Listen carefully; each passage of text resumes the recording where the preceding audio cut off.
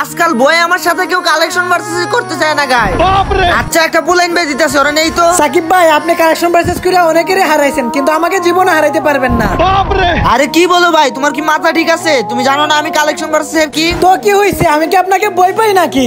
ভাই রে ভাই, তোমার তো দেখি সেই কনফিডেন্স। আচ্ছা ঠিক আছে শুনো, আমি যদি তোমার কালেকশন ভার্সেস না হারাইতে পারি তোমারে আমি 10,000 ডায়মন্ড গিফট করব। আজ একটা বিরাট ফাটাফাটি হইছে। নেন ভাই, তাইলে প্রথমে আপনি আমাকে এই বান্ডিলটা দেখান। না না, এই বান্ডিল তো আমার কাছে নাই। নেও, তুমি পারলে এই বান্ডিলটা দেখো। না ভাই, আমার কাছে তো আপনার এই বান্ডিলটা নাই। আচ্ছা আপনি এই বান্ডিলটা দেখান। না না না, এইটা না, এইটা দেখান। আরে ভাই বুঝলাম না, তুমি কি সব ড্রেস আপ দেখাও? এটা তো আমার কাছে নাই।